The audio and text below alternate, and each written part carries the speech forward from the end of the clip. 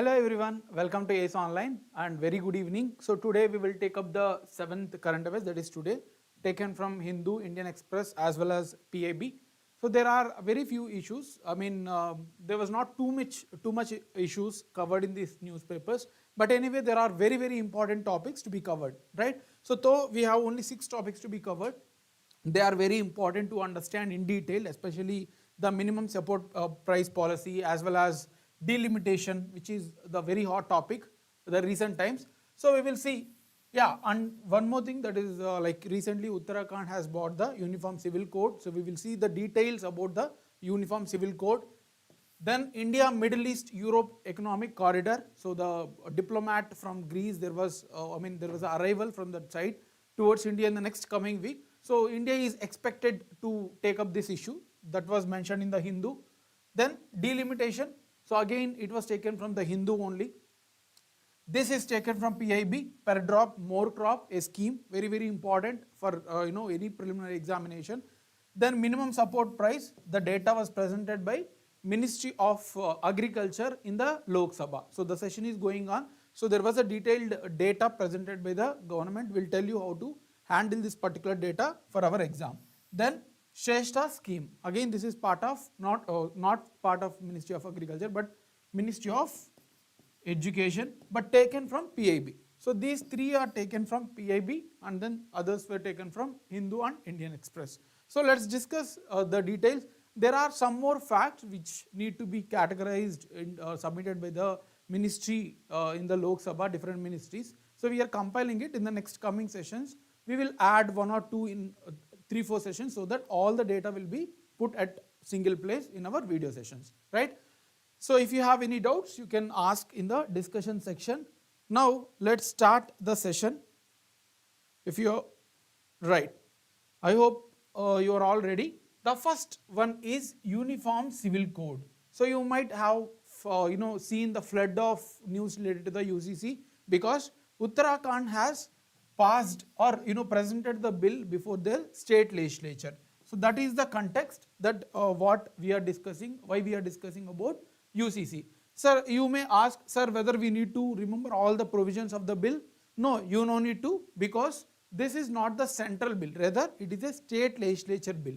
So if you are a student from Uttarakhand state, then you need to have a detailed views or detailed facts about the UCC. But at the central level, you no need to worry. You just need to know the basic facts about the bill. But what actually is UCC and what is the constitutional provisions, those are important for us, right? So we will discuss what is UCC, what is the constitutional provisions, what are the benefits, what are the challenges. But we are not going to discuss this bill in detail. Briefly, we'll tell you some provisions mentioned in the bill, okay? First, what actually is Uniform Civil Code? That is the thing that we need to understand. India is very diverse country with lot of religions, lot of castes, right? So lot of diversity across the states. Here, Uniform Civil Code means bringing the uniformity across the practices of different communities in India. So there may be Hindus, there may be Muslims, there may be Christians, there may be female, there may be male, there may be different subcaste, different caste. So everyone should have single uniform code in following the personal laws. It may be related to the marriage, it may be related to the divorce, it may be related to the property, who should get this property. So there are number of complexity rules with different religions in India. Hindus has different form of set in Hindu Marriage Act as well as Special Marriage Act, and then Islam follows Sharia laws, and then there are some more rules for Christians, Jews. So it is very complex thing, but why? Isn't it bad or isn't it good to stay this complexity? There are certain pros and cons, advantages as well as challenges. We will see what actually the need of Uniform Civil Code, or why we should not implement, or is there any challenges in implementing this code. So the basic thing that I want to tell from this particular slide is Uniform Civil Code is nothing but a uniform rules and regulations for all the communities together in following the personal laws. Personal laws here means it may be marriage, it may be divorce, it may be property, all the things. That is called as Uniform Civil Code. So civil here means the public, right? So that is the concept of Uniform Civil Code. and frame and from where this particular concept derived from Indian Constitution. So before knowing this, we need to know a little bit background as well. When our constitutional makers has sat after 1948 to discuss about all these codes, there was a lot of discussions from different parties. It can be Indian Nation Congress or it can be Muslim League of that particular times. So there was a lot of discussions whether it should be a mandatory under the fundamental rights or we should make it mandatory to follow all the religions. So there was a lot of discussions among the constitutional makers, and finally they have come to conclusion that we cannot give mandatory at this scenario because India is still a baby which has very diverse conditions, right? Different religions, different caste, tribes. So this is not the right time to mandate that this code should be implemented across religions. So what they have done, they have kept this under Article 44, which is part of directive principles of state policy, right? So you might be aware about it, the DPSPs, part 4 of the Constitution. Part 3 are fundamental rights. So what are all the rights that individual citizens has? Part 4 is a directive to the governments or parliament that you should implement these following provisions whenever it is possible. It is not a mandatory thing, but a direction to the state, state here means the country or the government. So the Constitution has kept this UCC under Article 44 and gave direction to the government that whenever there is a possibility, so try to implement this Uniform Civil Code. That is part of our Article 44, right? I hope you understood what is the constitutional it is not actually a mandate, it is a direction, it is a suggestion for the central government to implement this Uniform Civil Code throughout India, right? Many times Supreme Court has asked Parliament or the government to try to bring the act and implement this. Even Supreme Court has suggested or supported this Uniform Civil Code, right? So we have understood what actually is Uniform Civil Code and from where this particular concept is derived from Indian Constitution, right?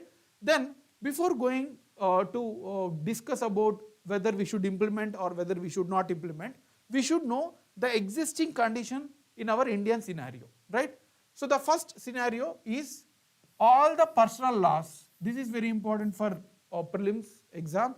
Almost all the personal laws related to the marriage, divorce, inheritance of property, all are kept under concurrent list.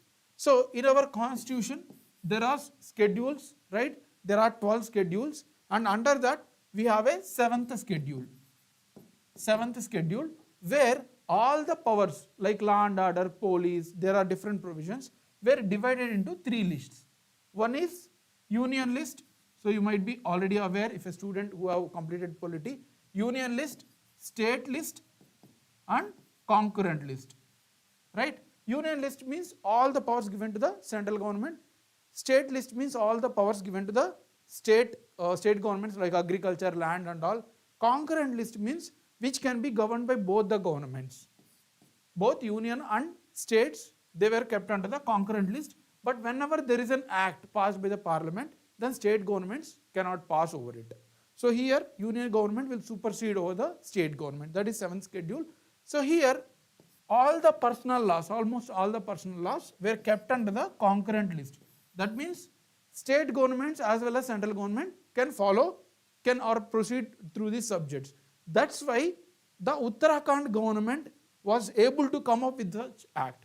If this particular subject of personal laws has kept under union, then there is no power to frame such law to the Uttarakhand government, right? So as it was kept under concurrent list and there is no act till now from the parliament, that's why Uttarakhand has come up with Uniform Civil Code, right? So this is very important to remember in a prelims perspective. Then the Hindu personal laws, we will discuss one by one. We have certain major religions, right? So we will discuss what is the present condition of these particular religions. For Hindu personal laws, all the Hindus have uniform civil code, only for Hindus, through Hindu Marriage Act 1955. So this will be asked, Hindu Marriage Act is from which year, something like that they may ask in the questions. There is also Hindu Succession Act, that means after one generation who will get the property for the next generations. So there is a Succession Act. Then Hindu Minority and Guardianship Act. So there is a support for any minorities within the religion.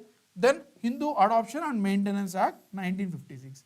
So all these laws are governed the Hindu religion. So every Hindu has to follow these particular provisions made by the parliament. So that is the condition existing for Hindu religion, right? So also one more important thing to be remembered here, in this act itself, all these acts, it was clearly mentioned that the Hindu also includes Sikhs, Jains and Buddhists. So all these three religions has to follow these all acts, right? So whatever the acts that are followed by the Hindu religion people, the same has to be followed by the Sikhs as well as Jains and Buddhists. So these three you have to remember. There may be some statement based that these three religions have same personal laws to be followed by Hindu according to the laws existing in India, right? So this you have to remember. For Muslims, there are personal laws of Sharia, so they were not codified, that means not clearly mentioned anywhere, it was just the religious practice. So as they have different culture, so the constitution has given certain provisions or certain freedom to follow their own laws. So this is the condition for people who are following Islam. And also there are certain acts made by the parliament, Sharia Application Act, Dissolution of Muslim Marriages Act, certain provisions were made during the British time, and also the recent one, the Muslim Women Protection Bill. You might be aware about it. In 2019, the government has passed certain provisions, yet to be come into the picture, they have just passed laws. So these laws are being followed by people who are following Islam. So these were also being followed for Christians, Zoroastrians and Jews. They have their own personal laws like similar to the Islam. Only Sikhs, Jains and Buddhists are following the Hindu laws. Rest of the religions have their own laws, right? So what we have seen now, the existing condition for all the religions related to the personal laws in India, that we have seen after seeing what is UCC and what is constitutional mandate. Now, what is the case of Goa? This is very important for objective based exams. In India, Goa is the only state that is having uniform civil code across the state. For example, you take any other state like Maharashtra, Andhra Pradesh, they have their own different set of religious practices.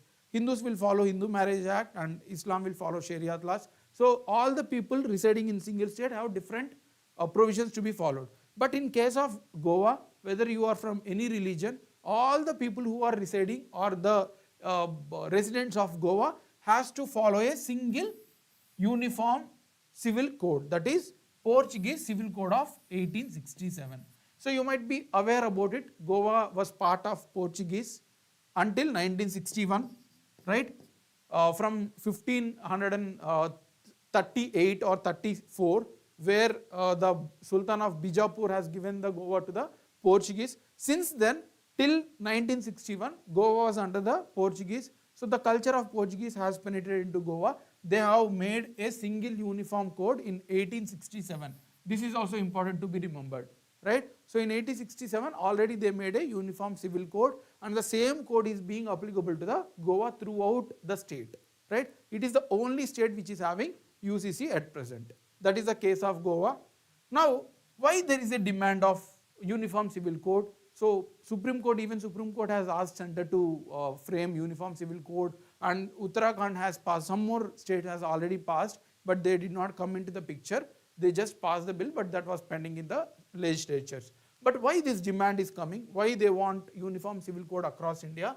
First thing, if you see from economic side, there will be a consistency in the tax laws. There is a lot of inconsistency. Some people will say that I am the owner of this property, or my daughters or my sons were the property, because from the generations there is a complexity. Different religions are following different rules, so there is no proper law to collect the tax by the government from the public, right? So there is a lot of litigations in the Supreme Court, in the high courts, in the lower courts. So the amount that government has to collect in form of tax from different people who are following different religions is being affected. So it is much in crores, right? So that is one thing. Then the problem of honor killings.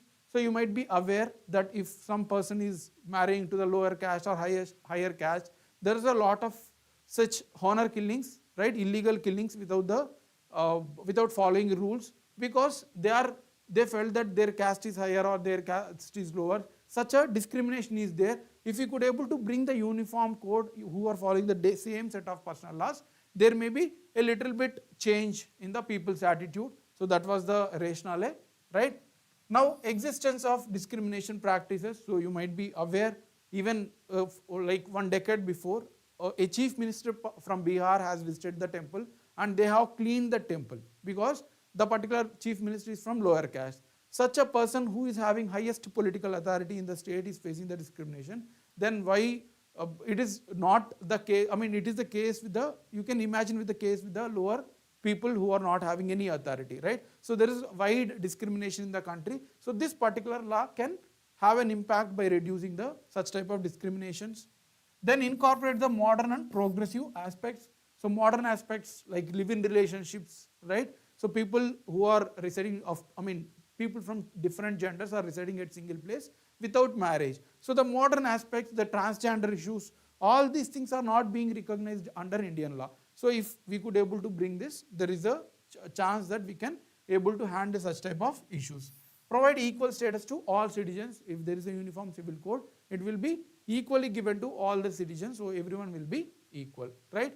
And what are the challenges in implementing it? Yes, there are benefits, but there are also challenges in implementing it. Since many years, why government is not able to bring this law? There are certain issues. The idea of UCC, Uniform Civil Code, clashes with the right to freedom. So if you are a student who have completed the polity under Article 25, you already know that every individual has right to follow their own conscience. For example, I am not a person who don't want to follow any religion. So it is my wish. And if a person who is from one particular religion, say for example Hinduism, and he or she want to follow the Islamic rule, so it is up to him or her, nobody can deny. But if we are bringing this act, so this particular right to freedom of religion will be affected, right? So that is the biggest challenge the judiciary has to consider before giving nod to this particular law. Then framers of Indian constitution itself has said that only when India achieved the uniformity, the enrichment or awareness among the public, then only you can bring. No need to bring in a hustle manner. So constitutional makers itself said that no, there is no hustle. So do you think that India is still in a position where everyone are very tolerant, right? So that is up to your discretion or up to the parliament discretion. They need to consider the situation in India. Diversity of in India will be affected. So different religions, different rules, different regulations. So if you are bringing uniformity, then what is the difference between India and other countries like Pakistan, right? So the diversity has to be preserved. That is one more argument.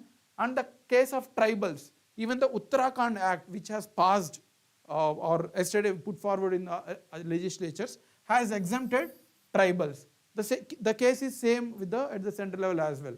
We have different tribes residing in different states which are having different rules and regulations. So if you are bringing uniform civil code, you need to consider all the tribes, what they are following. So it will again impact their livelihood. So before bringing such act, government has to consider all these challenges which are presented in front of it, right?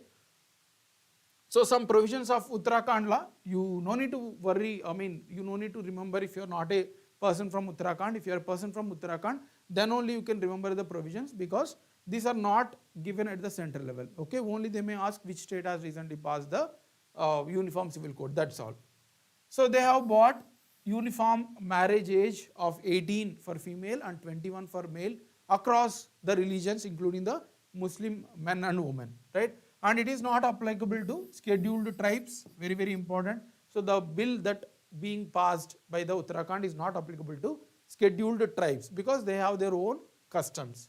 Similarly, they have defined what is live-in relationships. So they have clearly mentioned that any two different gender individuals are residing at one single house or household, right, without getting legally married is called as live-in relationship. They have defined it, and they have also put within 1 month of marriage you have to register with the concerned authority, else you will be penalized and your relation will not be recognized as a live-in relationship, right? So that they have mentioned. So the statement of termination, if they are going apart after residing for few months or few years, so they have to mention the statement of termination, right? So that has to be mentioned, else there again the marriage which they are going to do in the next coming days will not be recognized.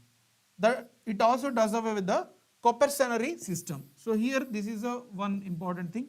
Copercenary system is a system that being followed in India where property is transferred from one generation to other generation. So for example, your grandfather is having some property. So it is equally transferred to the all his grandsons or granddaughters. It is not the case with the actual father. So your father property cannot be equally transferred to you. Only your grandfather property can be transferred. Your father property is transferred according to his wish, right? So there are such complexity system. So it has do away with it.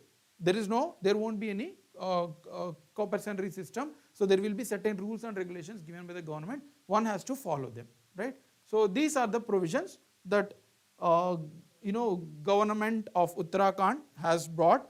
But anyway, for exam point of view, what you need to remember, what actually is Uniform Civil Code, what actually is Uniform Civil Code, and what is the constitutional mandate, then what are the personal laws that existing with regard to different religions, and also you need to know the case of Goa, how it is being handled, and then why is there is a demand. So there may be asked in the statement based also, what are the benefits of UCC, what are the disadvantages of UCC. So something like that they may frame the questions, right? So this is the issue for today, a little bit more elaboration needed. Rest of the things are very factual in nature, so no need of a lot of effort from my side, but you need to remember a lot, right? Whenever then there is an issue based, it is very important for the teacher to explain you to understand in a better way. But if there is any factual things, we will just give you the background and the issue, but you need to remember lot of facts, right? So this is the article of UCC which we have discussed in detail. Now we will go to the next very important initiative, India Middle East Europe Economic Corridor. See here, you need to remember the three terms, India, then Middle East. So Middle East means here, this one. Middle East is this, and finally Europe. Europe, a separate continent. So here there are three things that you need to consider. Just before going to discussion, there are some tricks to remember, right? So India, Middle East and Europe, and one more name is attached, economic corridor. So it is not a military corridor or any other thing, it is an economic corridor, solely to develop the trade and gain some economic monetary benefit to all the countries involved in it, right? So the context is this. So recently you might be aware about it. Here in the India Middle East corridor, there are also countries involving Islamic regions like Saudi Arabia as well as the Israel. So there is an issue going on between Israel and Palestine. I am not going to discuss, of course, we have already discussed separately. Here I am just giving you the background. As there was a war between Israel and Hamas in the Palestine, since the start of this, there was a halt. So this initiative we have planned, India has planned along with other countries in September. But immediately after that, there was a broke of war between Hamas and Israel, right? So that's why this initiative has gone to the backdrop. Nobody are discussing about this now because there is a volatile condition in the Middle East region. This Middle East region is not being supported, so that's why it was halted. That means it was not completely stopped, but there was no discussion. Now, the Greece Prime Minister is coming to India in the next coming week, so India is willing to discuss about it. That's what the article mentioned in the Hindu, right? Now, what we need to know from the exam point of view, the details of India Middle East Economic Corridor has to be known for our exam point of view. This is just the context that Greek Prime Minister is coming and Indian government is ready to discuss with it about related to the India Middle East Europe Economic Corridor, right? So you may ask what actually is India Middle East Economic Corridor. If you have any doubts related to the this UCC, you can ask in the comment section. So we will also discuss those things if you are not able to understand the Uniform Civil Code, right? Now let's understand India Middle East Economic Corridor. It was launched in September 10, 2023 in New Delhi. This is fact important. So it was launched just 4 months back only, 4 or 5 months back, right? So what is the objective? It is an economic initiative. See, if you understand this Middle East region, the most of the trade goes from this region, right? Here, Persian Gulf, then Gulf of Oman, and then Persian Gulf, and then Gulf of Suez. So 2-3 years back, there was a uh, breakage of some ship near Suez Canal. Suez Canal is very narrow channel. So there was a breakage, and for 1 week there was halt of all the ships. So one has to go from here. It will cost more in terms of money because it need lot of fuel, and the goods which are perishable in nature like vegetables, they got degraded, right? So because of this, India and other countries have decided that we will rather choose the alternate routes, right? So here it is just only the waterway, right? The Gulf, Suez side, this side. But now here it can be through water, and from here it can be road, railways. So wherever required, it is an integrated way. It is connecting waterways, railways as well as roadways, and connecting all the region from India towards the Europe. All these Asian and the Middle East regions are being included, as well as all the Europe. So what will happen to if we are able to create this project? So it will be much faster, the trade will be much faster, and it will benefit to everyone. So the trade will increase more, right? So that is the objective. Under this, it is an economic initiative, of course, which connects India, Middle East and Europe, that we have already discussed. Which countries involved in this? That is very important to remember. It was established by India, of course, United States, Germany, Saudi Arabia, UAE, Italy and European Union. So these are the countries that have initiated or signed the agreement in September 2023. Very important to remember all these countries. So they have already asked one of the exams 2 days back has happened, something CSIR. So they have asked which of all the countries signed by giving 4 options. So this is important to remember, right? So this is the thing. And what is the vision? The vision is, as I already discussed, they want to choose the alternate route beyond Suez Canal. Beyond Suez Canal, they want to connect to the Europe. Here there is a Mediterranean Sea, right? So if you could able to do from here, then it will be much faster. That is the rationale behind this particular project. So the countries involved has already been discussed, and the objective also we have already discussed, right? So this is the rationale. What you need to remember from here? You need to remember what are all the countries, what actually the objective is, which countries are involved, and there are 2 components of the project. This is also very important to be remembered. There are 2 components. One is the Eastern Corridor and the second one is Northern Corridor. So if you observe this diagram, yeah, this is the Eastern Corridor. This is the Eastern Corridor and this is the Northern Corridor, right? So Eastern, Northern, this you need to remember. There are 2 components. They may ask how many components are envisaged, or they may be in the statement base that there are 3 components, 4 components. There are only 2 components. One is the Eastern Corridor, where it connects from India with Arabian and Gulf region, and the Northern Corridor from Gulf region to Europe. These things you need to remember for the exam, right? Yeah. Next one, ports that are part. Sometimes they may also ask the ports which are part of this initiative. You no need to remember all the ports. It is a big exhaustive list. You can just remember what are all the ports that are involved from India, right? And then you need to remember some popular ports. So I will be noting here. I will be underlining here. You can just remember them. In India, you need to remember all the ports. Mundra Port in Gujarat, Kandla Port in Gujarat again, then JNPT Port in Navi Mumbai. So from India, there are 3 ports which are part of this initiative.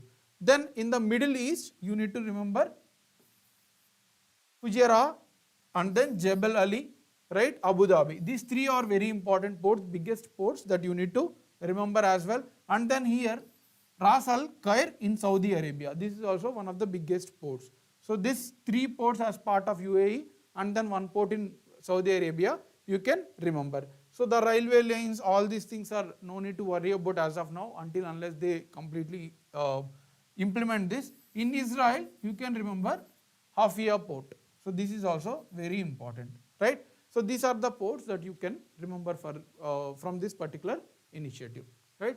Any doubts in this India, Middle East?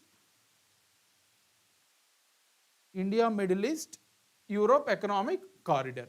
Now, there is one more issue which is very important to understand. Rather than facts, of course, there are a lot of facts to be remembered. There is also some issue to be remembered. Okay, so I'll explain you the issue and then the facts that need to be remembered for the exam.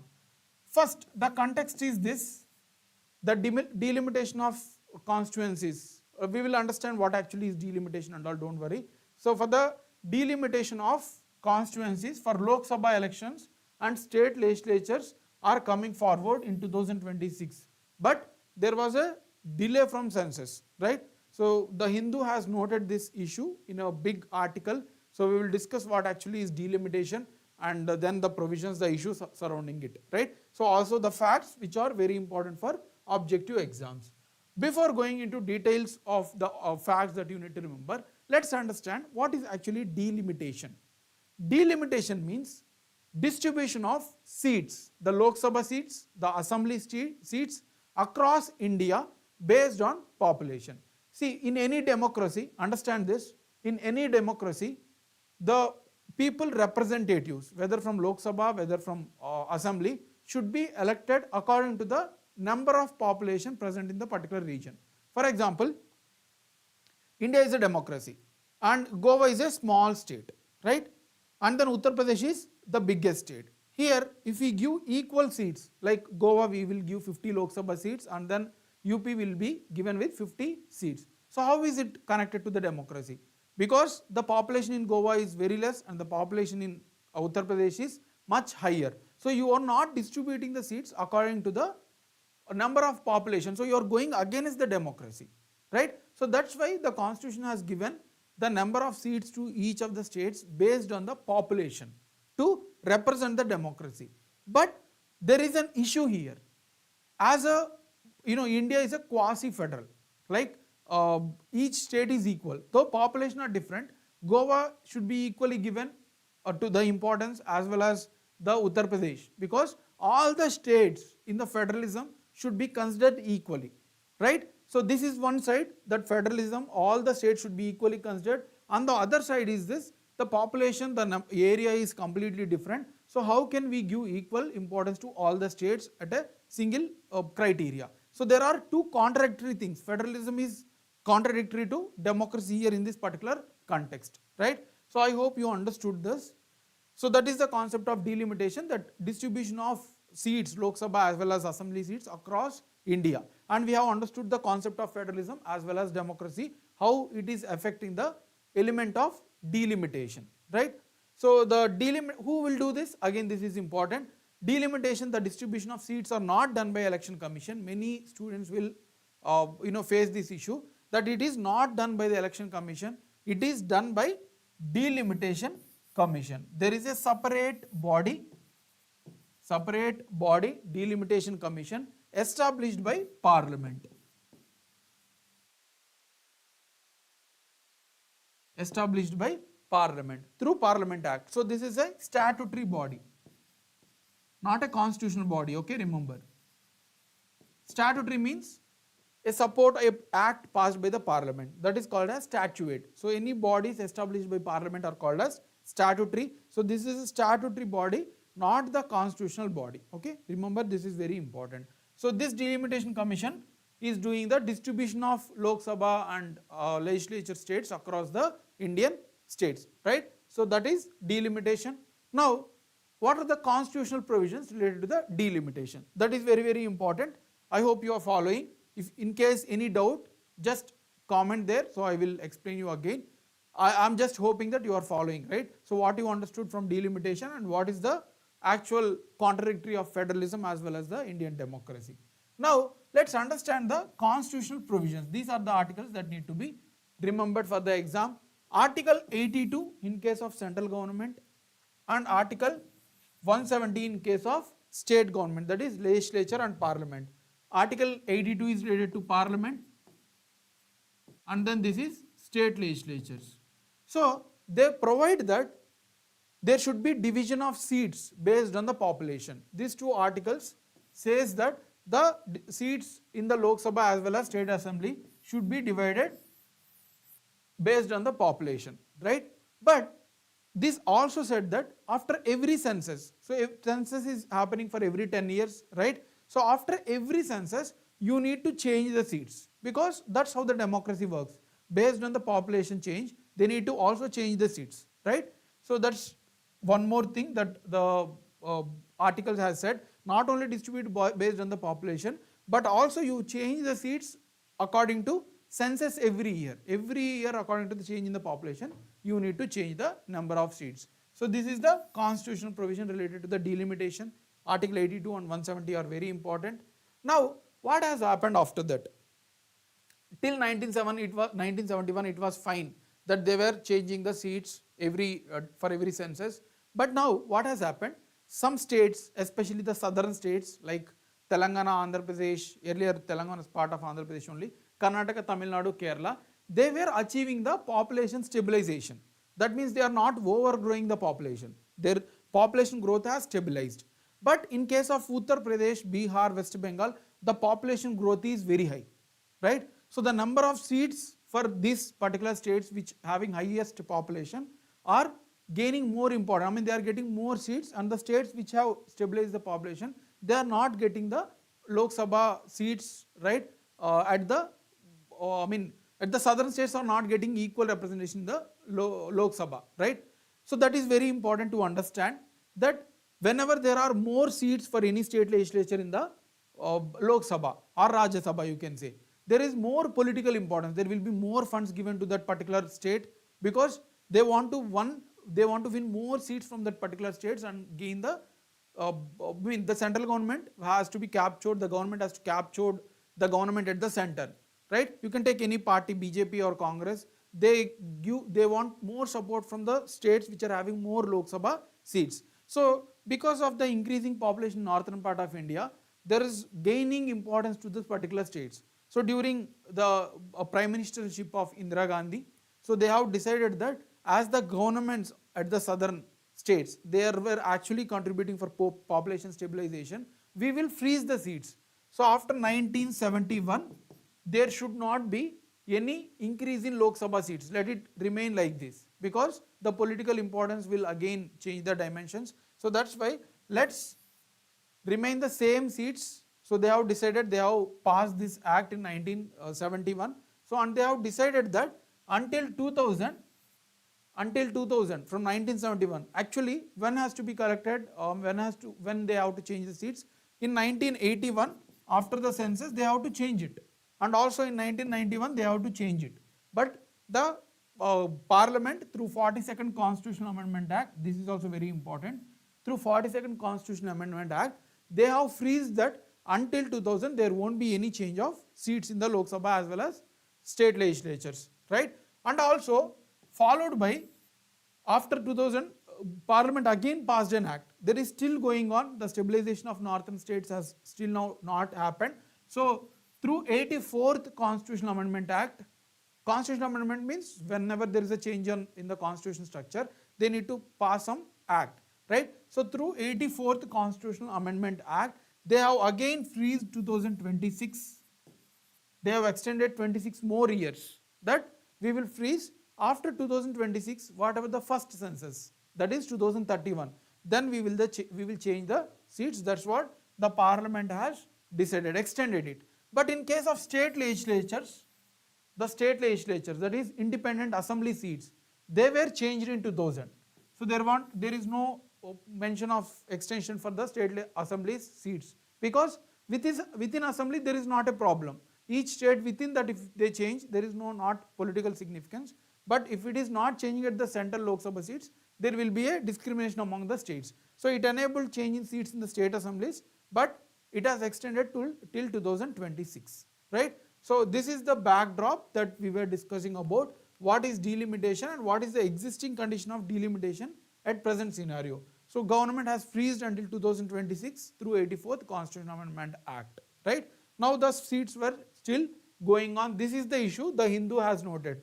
The census has yet to be released, like 2021 census is not ready, and 2026 is coming in just 2 years. Whether government is ready with the data, how they are going to handle, so it is still under dilemma, right?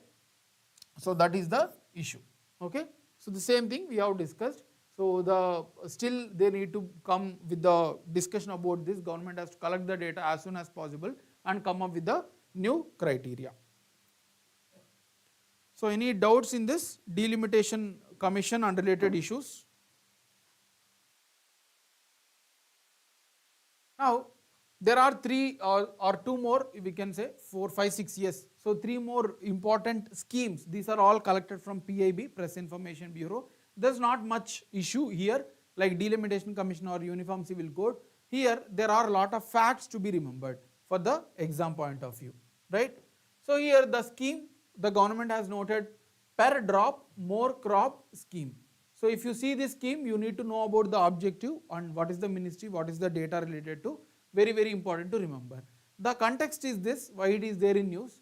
The Department of Agriculture and Ministry of Agriculture, they have provided the data, they have provided the provision that this scheme, this particular per drop more crop scheme will be shift from one scheme to other scheme.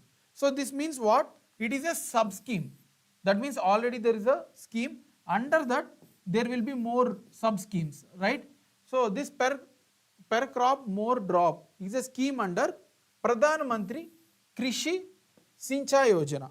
So you can see here it was implemented from 2015 to 2016. Remember, it was implemented from the year 2015-2016 to 2021-22. 5 years under Pradhan Mantri Krishi Sinchai Yojana, Prime Minister Irrigation Scheme.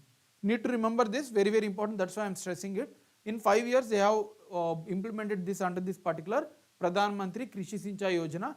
Now, government has said that it is this particular per crop more drop scheme will be shifted to Rashtriya Krishi Vikas Yojana.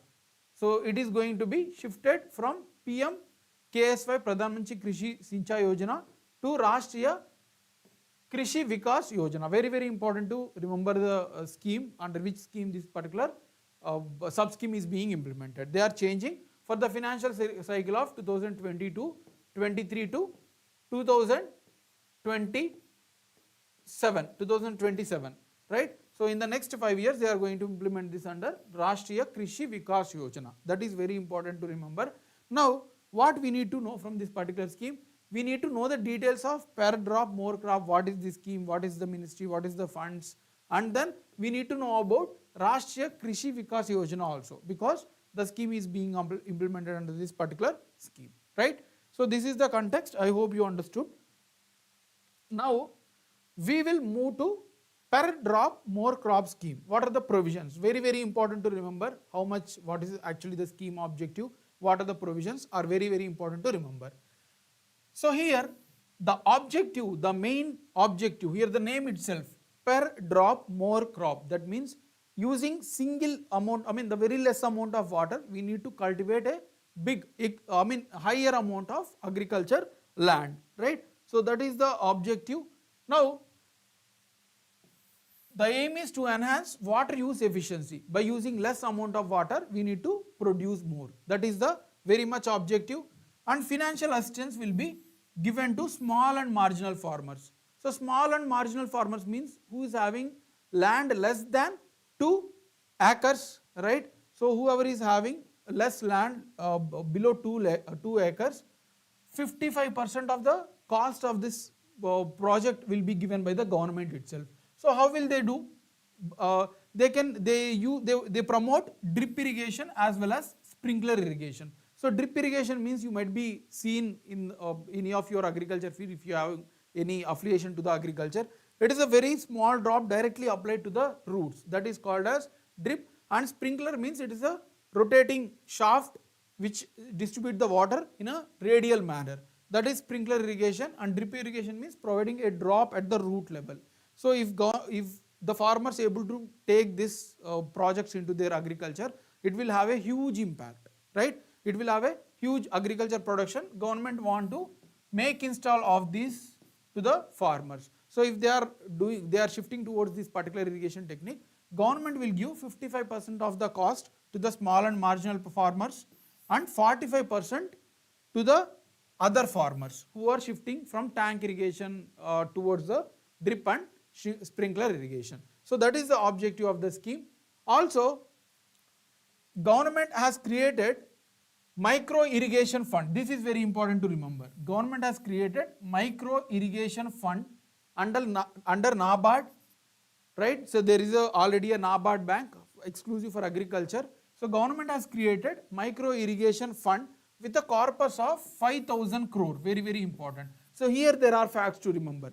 This is the objective and what they are giving for farmers, and there is also one more fund created by government, micro irrigation fund under NABARD. This is very important. So state governments, whatever the state governments, they can take directly loan out of this. So they can take 200 crores and they need to pay, of course, interest, right? So they can distribute to the farmers, and whatever the interest that state government has paid to the NABARD, that will be given back by the center.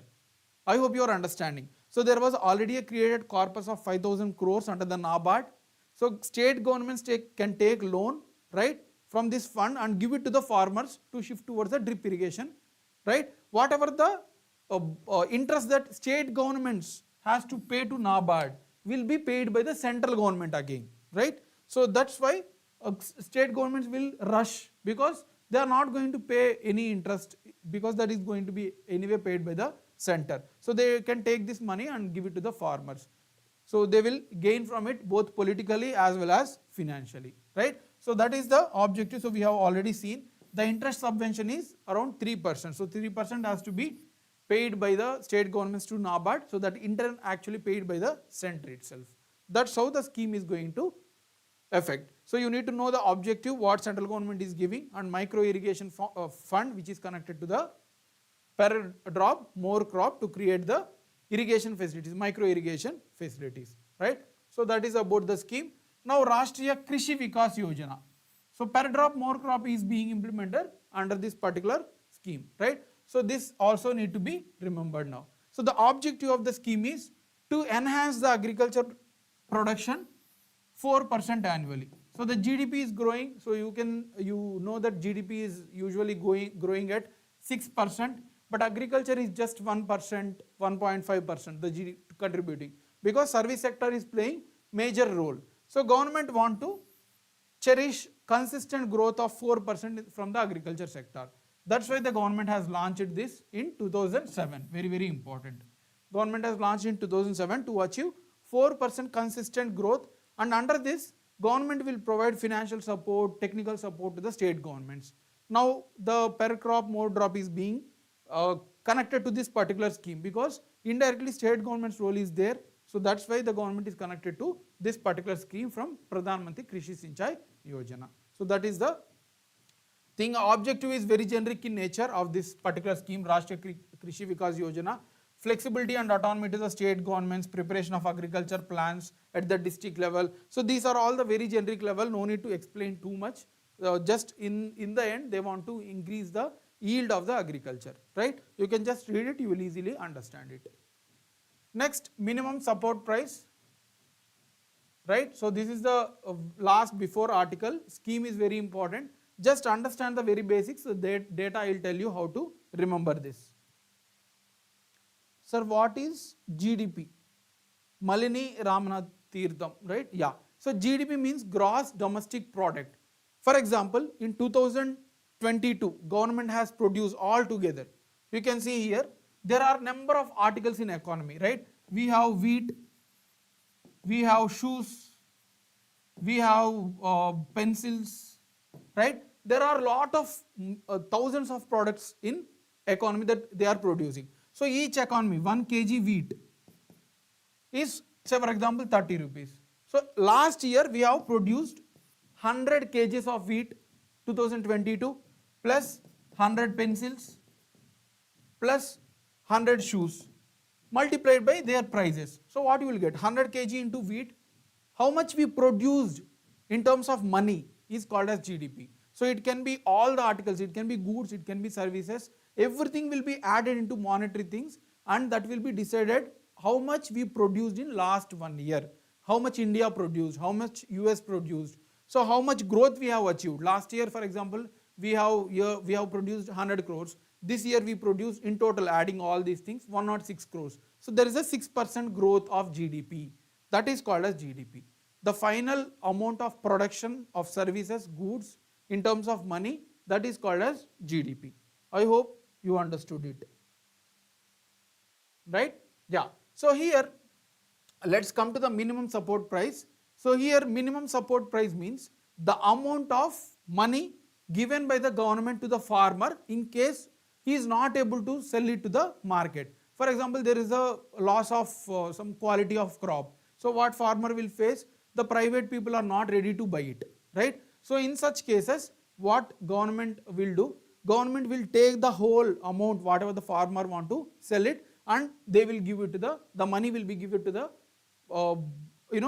farmer. So before sowing, for example, monsoon is ready in June, so the farmers are ready to sow. Before that itself, government will announce that per quintal we will give 5,000 rupees for wheat, 5 or 3,000 for rice. So something like that, government will announce minimum price. If farmer is getting good price, okay, you can go and sell it to the private entities. But if you are not getting proper price, come to us, so we will provide the minimum amount, you take it. Okay, so here farmer is, if you are getting more prices, he is going to the private market. If not, he is coming to the government, right? So that's how it can save the farmer from distressed condition. So why I am discussing this? Actually, Ministry of Agriculture has announced the data related to the MSP. You need to remember some data. I will tell you how to remember. Before that, just understand MSP that we have discussed, right? So we have already discussed what is MSP, the amount of minimum price given by the government to the farmers in case he or she want to sell it to the government. It is announced by government before sowing season. Why it is not after harvest season?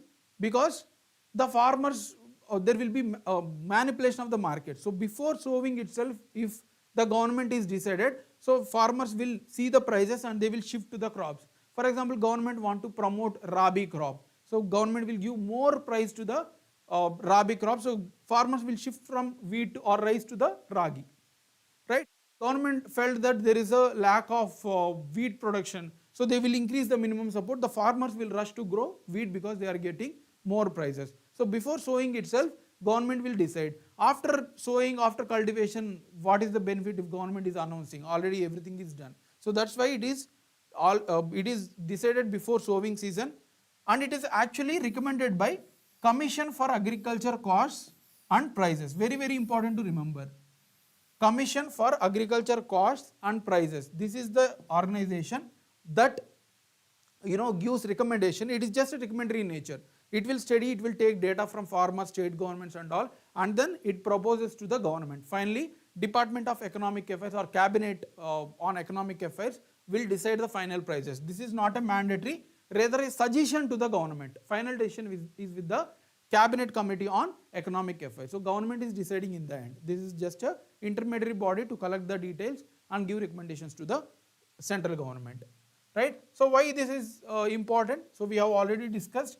There will be good remuneration to the farmers. They will know how much they can earn. And then there is an informed decision making, which crops to be grown, what type of crops has to be grown. Then benchmark for private buyers. So private buyers also will know that government is already giving it. If you are giving it less, so the amount that they are going to sell will be reduced towards the private entities. Similarly, targeted crops, which crops has to be grown, enhancing purchasing power, right? It can also be useful for consumers. So all these things will be handled easily, right? Now, the data presented by the government to the parliament, that is also important. So you no need to worry if I am showing it like this. So you may be worried that, sir, there is lot of data. How can I remember this? So I will tell you. You need to remember how many kharif crops are given. First data that you need to remember. How many kharif? There are three types of course, agriculture season: kharif, rabi, and ziyad. So how many kharif crops are covered here? That is important. Total 14 Kharif crops. 14 Kharif crops are being covered under the MSP, and which one is the highest? So you can just remember for 2023-24 this year, total Kharif crops are 14, and for which crop they are giving the highest, right? So let's see for which crop, which Kharif crop they are giving the highest amount. See here, Moong is the highest, very very important to remember. For which crop government is giving more MSP for per quintal? It is Moong, right? Now, how many Rabi crops? Total 1, 2, 3, 4, 5, 6, right? So total 6 Rabi crops are given, and the overall total crops are 22. There are 2 other crops, copra and jute. So these are the 2 other crops, total are 22. Kharif are 14 and Rabi are 6. Highest is for Moong. So these are the data that you need to remember for the exam point of view. You can also remember what actually is for wheat and what is for paddy, rice. These are the 2 major crops. 2183 per quintal is for rice, and then 2275 is for wheat. So these are the details that you need to remember for the exam, right? So what you need to remember? How many crops are covered? Total 22. Kharif are 14, and then Rabi are 6, and 2 other crops, and the highest MSP is for Moong, and for paddy, also for wheat 2275 and paddy 2183. So these are the data that you need to remember. You need to have a strategic view to remember what type of data. Nobody can remember all this data, and examiner will also be facing issue, like he or she will not frame questions like that. He will just extract some peaks or lows or importance one, then only he will frame this particular data. Okay, right.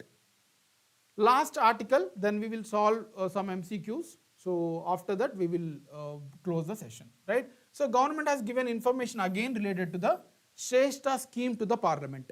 Ministry of Social Justice has given the details related to the Shrestha scheme in front of the Parliament. Okay, so that's what the context is. So the full form you need to remember: Shrestha, scheme for residential education for the students in schools in a targeted areas. So that is the full form. Scheme for residential education, the hostel education for students in high schools. For students in high schools, not for primary schools or not for colleges, very very important, in a targeted areas. So what is the objective? It aims to provide free education, residential education for poor from scheduled caste in the CBSE affiliated reputed residential schools. So government is encouraging the scheduled caste students to have an education at the CBSE affiliated high graded schools, right? So they are encouraging the students to participate in the good education, the scheduled caste students, right? So very very important. So nodal ministry is Ministry of Social Justice. Don't confuse with Ministry of Education, as this is the Ministry of this is related to the education. You may feel confused. So this is related to the Ministry of Social Justice, right? Objective is very clear. They want to encourage meritorious students from scheduled caste to have an education in CBSE affiliated schools. That is the objective. Then who are all eligible? Does all the SC students are eligible? No. They should be studying from 8th to 10th class, in between that, and their parents' income should be less than 2.5 lakhs. Only those students are eligible. Not all the scheduled castes are eligible. Only those who are having less income for their parents and between 8th to 10th standards. So only those people are eligible, right? So that is about the scheme. Now let's solve the practice questions. Anil, Mudiraj, Anil, just give us some time, like for 1 week. We are trying to bring the PDF in the link itself. So just wait for some time, we will resolve it. Just give us some time, okay? So I'll be giving it much before, at least 1 hour before, so that they can link the PDF to the session, right? So it will be available, just give some time. So let's see the practice questions. First question. Consider the following statements regarding minimum support price. So I am hoping for your answers as well. We have already discussed about minimum support price. So MSPs are announced by government after harvest season. So that is the first statement. Second statement is price is fixed by Commission for Agriculture, costs and prices. So that is the second one. And the third one is the price is approved by Cabinet Committee on Economic Affairs. So these are the three statements. Just giving you 10 seconds to answer.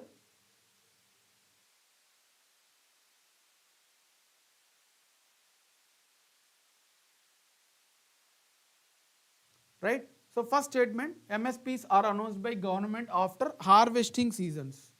So this is wrong because these are given before sowing season itself. So that is the first statement is wrong. So you can eliminate this too. Then it is fixed by Commission for, the price is fixed by Commission for Agriculture, costs and prices. So this actually is a wrong statement because this is not fixed, they are suggesting only. The price is approved by Cabinet Committee on Economic Affairs. So answer should be 3 only. The final thing is approved. It is not fixed by this, it is just recommendatory in nature. So this is wrong, but this is correct. Answer is 3 only. Next, under which of the following provisions does the concept of uniform civil code is mentioned? Very, very direct question. You have to answer this. Fundamental rights, directive principles, part 9 of Indian Constitution. It is nowhere mentioned in the Constitution. So that is the details given in the options. Where is this UCC mentioned? I am waiting for your answer.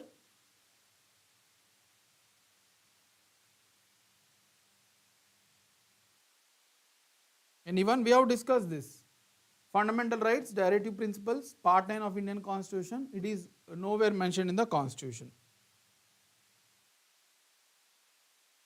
So fundamental rights wrong, part 9 Indian Constitution wrong, nowhere mentioned wrong. It is mentioned under directive principles, article 44. We have discussed this comprehensively, right? Next, with reference to India Middle East Economic Corridor, consider the following statement. So we have again discussed this. This is the proposed multimodal transportation network that would connect India to Europe via Middle East. So this statement is correct. It has gained support from World Bank. Yes, it has gained the support from World Bank. It will be longest transportation corridor in the world. There is no such proposal. This is not the longest transportation. There are a lot of transportation corridors. So this statement's wrong, states wrong. So answer is A only. Very direct question. Next, under which of the following schemes does the government implement per drop more crop scheme? So till now, under which scheme the government has announced or implemented per drop more crop scheme? So answer is very direct. We have discussed. Till now, it is under Pradhan Mantri Krishi Sinchai Yojana. Now it will be part of Rashtriya Krishi Vikas Yojana, right? So this is the scheme that government has implemented under. Last question for today. Which one of the following is primary objective of scheme for residential education for students in high schools in targeted areas? Shrestha scheme. We just discussed the last article. It aims to encourage the people from scheduled caste, right? Student from lower caste to have a education in the CBSE affiliated schools. So it is very direct question. Answer is C. It aims to bridge the gap between education opportunities, students from scheduled caste in the targeted areas. Very direct question. So easy to answer, right? So these are the questions that we have practiced for today. I hope you have enjoyed the session. We have covered 6 schemes today and 6 articles and some data through questions as well.